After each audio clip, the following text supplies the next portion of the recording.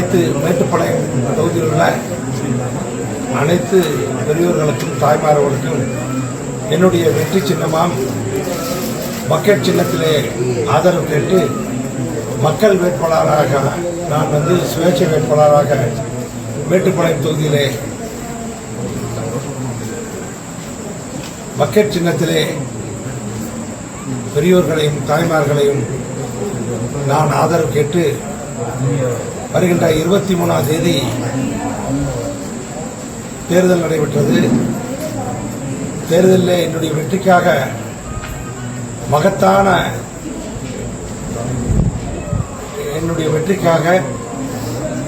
இங்கே இருக்கின்ற அத்தனை தாய்மார்களும் பெரியோர்களும் தொகுதியில் உள்ள அனைவரும் களப்பணியிலே இரவும் பகலும் பாராமல் ஒரு நல்ல மனிதர் வர வேண்டும் என்று நீங்கள் கட்சியை கடந்து ஜாதியை கடந்து மதத்தை கடந்து இந்த மேட்டுப்பாளையம் சட்டமன்ற தொகுதி ஒரு நல்ல மனிதர் வர வேண்டும், உழைக்கின்றவர் வர வேண்டும், ஏழை எளிய மக்களுக்காக பணியாற்றுகின்ற சட்டமன்ற வேட்பாளர் வர வேண்டும் என்று நீங்கள் அத்தனை பேரும் எண்ணி இங்கே என்னுடைய வீட்டுக்கு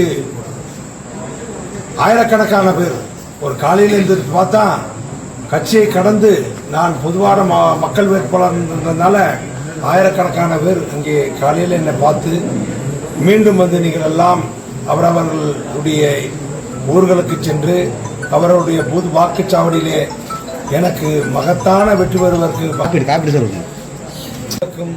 தாய்மார்களுக்கும் வாக்களித்த வாக்காளர் அத்தனை பேருக்கும் உங்களுடைய பொற்பாதத்தை பற்றி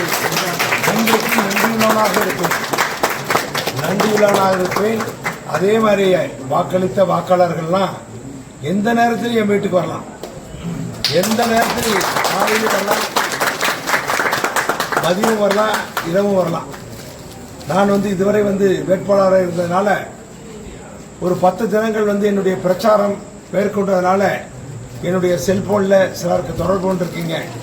நான் என்னுடைய செல்போனில் தொடர்பு கொண்ட நேரத்தில் கூட என்னுடைய டிரைவர் என்னுடைய உதவியாளர்கள் எடுத்திருப்பாங்க. இனிமேல் அதல்ல, நான் பிரச்சாரம் முடிஞ்சது. இனி என்னுடைய வேலை நீங்க போன் பண்ணா நேர நாளே தான் பாசத்துக்கு டிஆர்எஸ் பேசுறேன், என்ன உங்களுக்கு என்ன தேவை, என்ன தேவைன்னு அறிஞ்சு நான் இடத்துல வருவேன். நீங்க இப்பவும் இந்த மாதிரி என் வீட்டுக்கு வரலாம், மக்கள் வெள்ள வரலாம், தடையே இல்லை. இந்த காரியம் பண்ணாலும் இந்த டிஆர்எஸ் என்னைக்கு உங்களோட தான், மக்களோட தான்.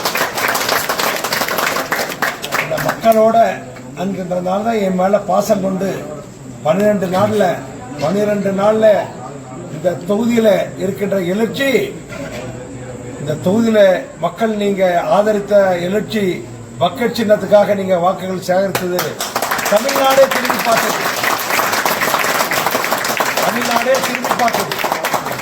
அதனாலதான் சொல்றேன், நம்முடைய பக்கெட் சின்ன வெற்றிக்காக அயராது உழைத்து பக்கெட் சின்னத்துக்காக என்னை பார்க்காமையே கூட லட்சக்கணக்கான பேர் வாக்களித்திருக்கிறீர்கள். நேரடியாகவோ மறைமுகமாக ஒரு நல்ல மனிதர் என்று நீங்கள் எல்லாரும் எனக்கு பக்கெட் சின்னத்திலே வாக்களித்த வாக்காளர்களுக்கும் எனது அருமை பெரியோர்களுக்கும் எனது அருமை தாய்மார்களுக்கும் என் மேல் பாசம்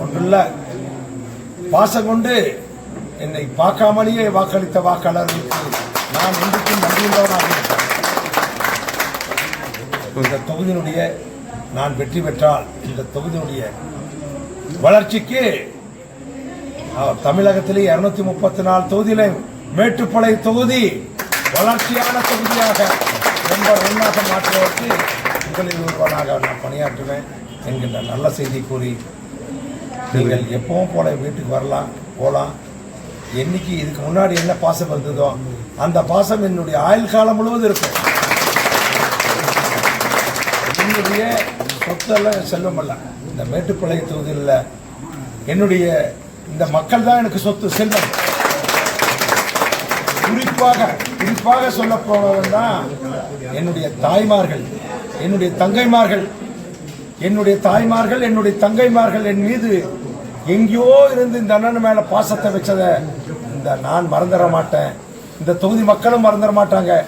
வெளிநாட்டில இருந்து பார்க்கிறவன், இந்த மாநிலமே பார்த்து கொண்டு இருக்கிற, தமிழ்நாடே பார்த்து கொண்டு இருக்கிறது. யார் இந்த மாமனிதன்? இந்த மாமனிதனை பார்த்து இத்தனை மகளிர்கள், இத்தனை பெரியவர்கள், இத்தனை இளைஞர்கள் எல்லாமே கட்சியை கடந்து, 2 பெரிய கட்சிகளை கடந்து, 2 பெரிய சின்னங்களை கடந்து, அந்த சின்னம் எல்லாம் மறந்து போச்சு. பக்கெட் சின்னம், என்னுடைய சின்னம். தங்கைமார்கள், என்னுடைய தாய்மார்கள், என்னுடைய சகோதரர்கள் எனக்காக பக்கெட் சின்னம் வெற்றியின் சின்னம் என்று வாக்களித்திருக்கிறார்கள். ஆகவே அவர்கள் எல்லாம் இருக்கரம் கூப்பி வணங்கி வேண்டி கேட்டுக்கொள்கிறேன். வருகின்ற 4ஆம் தேதி வெற்றியின் சின்னமா பக்கெட் சின்னம் மேட்டுப்பாளையம் சட்டமன்ற தொகுதியில் ஓபன் பண்ணி என்கின்ற போது மகத்தான வெற்றி பெறும். மகத்தான வெற்றி பெற்று இந்த மக்களுடைய தேவையை உணர்ந்து அனைத்து பணிகளையும் செய்வோம். மக்களோடு மக்களாக இணைந்து அவங்க கூப்பிட்ட குரலுக்கு ஓடோடி வந்து நான் செய்வேன். இந்த சட்டமன்ற தொகுதியிலே இருக்கிற மக்களை பாதுகாப்பது என்னுடைய கடமை. ஏழை பணக்காரர் அல்லாம ஏழை மக்களுக்கு என்ன தேவையோ அவர்களுக்கு வீடு இல்லாதவருக்கு வீடு இல்லைன்னா அடுக்குமாடி கட்டி கிராமப்புறத்தில் அவருடைய வளர்ச்சியை, அவருடைய பாதுகாப்பை ஏழை மக்களுக்கு பண்ணி தருவேன். அதே போல இளைஞர்களுக்கு, படித்த இளைஞர்களுக்கு, வேலை வாய்ப்பின்றி இருப்பவர்களுக்கு நமது தொகுதியிலேயே ஒரு ஐடி கம்பெனி அமைத்து, தொழிற்சாலை அமைத்து அவருடைய வேலை வாய்ப்புக்கு உறுதி செய்வேன். விவசாயிகளுக்கு அதே மாதிரி விவசாயிகளுக்கு தேவையான வளர்ச்சியையும், விவசாயிகளுக்கு தேவையான, அதாவது மான், மயில், பன்றி போன்றதை விவசாயத்தை அழைத்துக் கொண்டிருக்கின்றது. அந்த விவசாயத்தை பாதுகாக்க, மான், பன்றி, மயில் போன்ற மிருகங்களிடத்தை பாதுகாக்க நான் உள்ளபடியே, அதாவது ஃபாரஸ்ட் ரேஞ்சர் அவருடைய உதவியோடு அதிநவீன கருவி கொண்டு வெளிநாட்டிலிருந்து கொண்டு வந்து விவசாயத்தினுடைய மிருகங்களை கட்டுப்படுத்த நான் பணியாற்றுவேன். இனி எண்ணற்ற திட்டத்திலே நான் இருப்பேன். அதே போல காரமடை, மேட்டுப்பாளையத்திலே ஒரு புறவழிச்சாலை அமைத்து மேட்டுப்பாளையத்திலே போக்குவரத்து நெரிசலை தவிர்க்க நான் பாடுபடுவேன். அதே போல அன்னூர் தேசிய நெடுஞ்சாலையிலே தென் திருப்பதி 4 ரோடு என்கின்ற இடத்துல டிகேவி திருமண மண்டபம் என்கின்ற இடத்துல ஒரு மேம்பாலத்தை அமைத்து திருமண நாட்களில் அந்த மண்டபம் நிறைய மண்டபம் ஆயிடுச்சு. அங்க நிறைய டிராபிக் ஆகுது. அந்த டிராபிக் போக்குவரத்தை தவிர்க்க அங்க ஒரு மேம்பாலத்தை அமைத்துக் கொடுப்பேன். காரமடையிலிருந்து இன்றைக்கு புறவழிச்சாலை அமைத்து கோவைக்கு வெள்ளிங்காடு பகுதியில் இருக்கின்ற வரவுகளில் அப்படியே புறவழிச்சாலையை அமைத்து தண்ணீர் பந்துள்ள இடத்துல புறவழிச்சாலையிலே இணைப்பு சாலை செய்து இந்த போக்குவரத்து நெரிசலை தவிர்ப்பேன். இனியும் எண்ணற்ற பணிகள், அதாவது மக்களுக்கு தேவையான அடிப்படை வசதி, காங்கிரீட் ரோடு, டிரைனேஜ், லைட்டு இதெல்லாம் தரமா இருக்கும். ஏன்னா எங்கிட்ட இருந்த கட்டிங் இல்ல, கம்சன் இல்ல. 100% மக்களுடைய பணத்தை அரசு உதவுகிறது. அந்த அரசு உதவுவதை 100% தரமாக, தார் சாலை அமைத்தாலும் சரி, தெருவிளக்கு அமைச்சாலும் சரி, டிரைனேஜ் பண்ணாலும் சரி, அத்தனையும் தரமாக இருக்கும். விவசாயிகளுக்கு அங்கங்கே விவசாயம் இருக்கிற இடத்துல அந்த ஓடையிலே செக் டேம், குளம், குட்டை அப்படியெல்லாம் கட்டி நீர் தேக்கி விவசாயத்தையும், விவசாயிகளுடைய வளர்ச்சியை பாதுகாப்ப நான் பாடுபடுவேன். இந்த மேட்டுப்பாளையம் சட்டமன்ற தொகுதியிலே வெற்றி அடைந்தால் 5 லட்சம் மரக்கன்று நட்டு பசுமை புரட்சியை. ரொம்ப மழை இன்றைக்கு குறைவா பெய்யுது. ஆகவே இந்த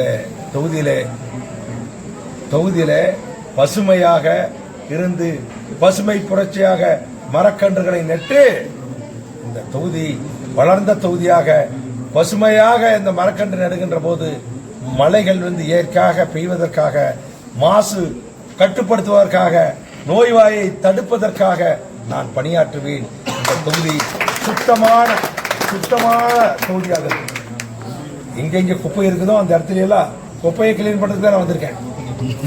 அரசியல்வாதிகளுடைய குப்பையை, மனதை கிளீன் படுத்த வந்திருக்கேன். அரசியல்வாதிகள் சூழ்ச்சியாக இருக்கிறார்கள். நான் அரசியலில் பொதுவாழ்வில் எனக்கு சூழ்ச்சி தெரியாது.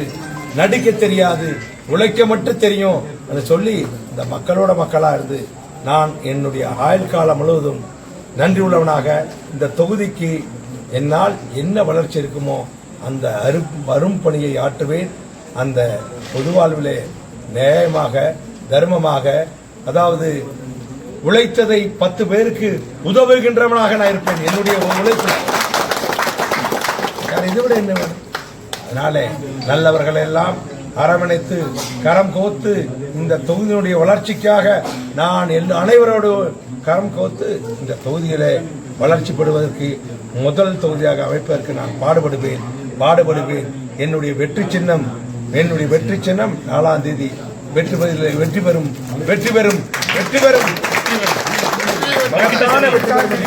வாய்ப்புக்கு நன்றி கூறி விடைபெறுகிறேன்.